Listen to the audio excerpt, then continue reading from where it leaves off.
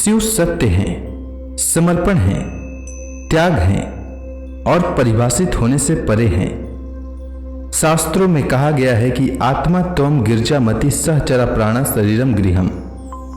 जिस तरह सत्य और शक्ति एक दूसरे के बगैर अधूरे हैं, जिस तरह आत्मा और मन के बगैर शरीर जागृत नहीं हो सकता, उसी तरह शिव और पार्वती की एक दूसरे के बगैर कल्पना नहीं की जा सकती है।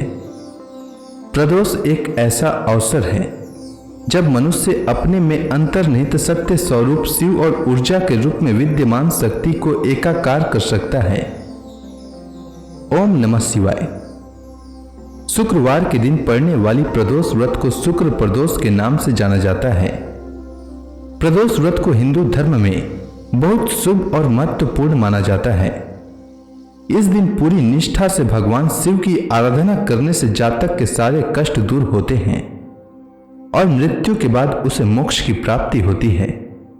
पुराणों के अनुसार एक प्रदोष व्रत करने का फल 2 गायों के दान जितना होता है। इस व्रत के महत्व को वेदों के महाज्ञानी सूत जी ने गंगा नदी के तट पर शौनक आदि ऋषियों को बताया था। उन्होंने कहा था कि कलयुग में जब अधर्म का बोलबाला रहेगा, लोग धर्म के रास्ते को छोड़कर अन्याय की राह पर जा रहे होंगे, उस समय प्रदोष व्रत एक माध्यम बनेगा जिसके द्वारा वे शिव की आराधना कर अपने पापों का प्रायश्चित कर सकेंगे और अपने सारे कष्टों को दूर कर सकेंगे। सबसे पहले इस व्रत के महत्व के बारे में भगवान शिव ने माता सती को बताया था। उसके बाद सूत जी को इस व्रत के बारे में महर्षि वेद व्यास जी ने सुनाया, जिसके बाद सूत जी ने इस व्रत की महिमा के बारे में शौनक आदि ऋषियों को बताया था।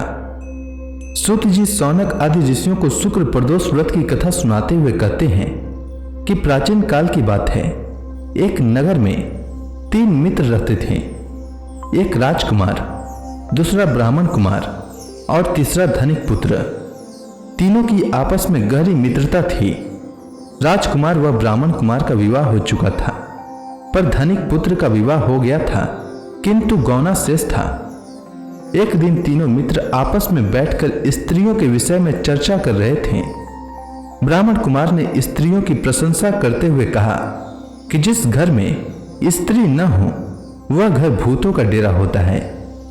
धनिक पुत्र ने यह सुना तो तुरंत ही अपनी पत्नी को लाने का निश्चय किया और घर जाकर अपने माता पिता के समक्ष अपनी पत्नी को लाने का प्रस्ताव रखा। तब उसके माता पिता ने उसे समझाया कि अभी शुक्र देवता डूबे हुए हैं, ऐसे में बहू बेटियों को उनके घर से विदा करवा लाना शुभ नहीं होता। किंतु धनिक पुत्र नहीं माना और ससुराल पहुंच गया। और जब ससुराल में भी अपनी पत्नी को विदा कराकर ले जाने का प्रस्ताव रखा तो ससुराल में उसकी पत्नी के माता पिता ने भी उसे रोकने की बहुत कोशिश की, मगर उसने जिद नहीं छोड़ी। माता पिता को विवश होकर अपनी कन्या की विदाई करनी पड़ी। ससुराल से विदा हो पति पत्नी नगर से बाहर निकले ही थे कि उनकी बैलगाड़ी का पहिया अलग हो गया और एक बैल की टांग टूट गई। दोनों को काफी चोटें आई, फिर भी वे आगे बढ़ते रहे। कुछ दूर जाने पर उनकी भेंट डाकुओं से हो गई। डाकू धन धान्य लूट ले गए। दोनों रोते पीटते घर के तरफ आगे बढ़ते रहे। रास्ते में पैदल चलते चलते दोनों काफी थक गए, पर किसी तरह गांव पहुंचने ही वाले थे कि उन्हें प्यास लग गई। दोनों गांव के समीप तालाब के किनारे बैठकर पानी पीने लगे। तभी अचानक वहां एक सांप आया और धनिक पुत्र को डस लिया और धनिक पुत्र वहीं गिरकर मूर्छित हो गया। यह सब देख उसकी पत्नी चिल्लाते हुए गांव के लोगों को मदद के लिए बुलाई। तब गांव के लोग आए और उसे उठाकर उसके घर तक पहुंचा दिया। पुत्र का यह हाल देख उसका पिता दौड़कर वैद्य के पास गया और वैद्य को बुला लाया।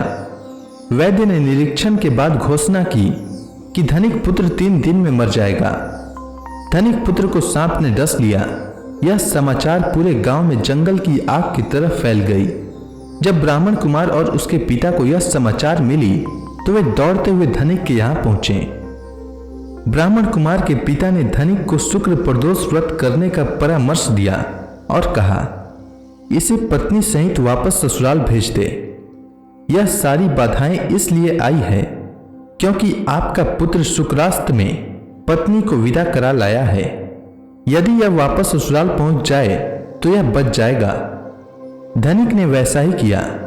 उसने शुक्र प्रदोष व्रत रखा और भगवान शिव की विधिवत पूजा किया और धनिक कुमार को पत्नी सहित ससुराल भेज दिया। ससुराल पहुंचते ही धनिक पुत्र की हालत ठीक होती चली गई। कुछ दिनों के बाद धनिक पुत्र पूरी तरह स्वस्थ हो गया।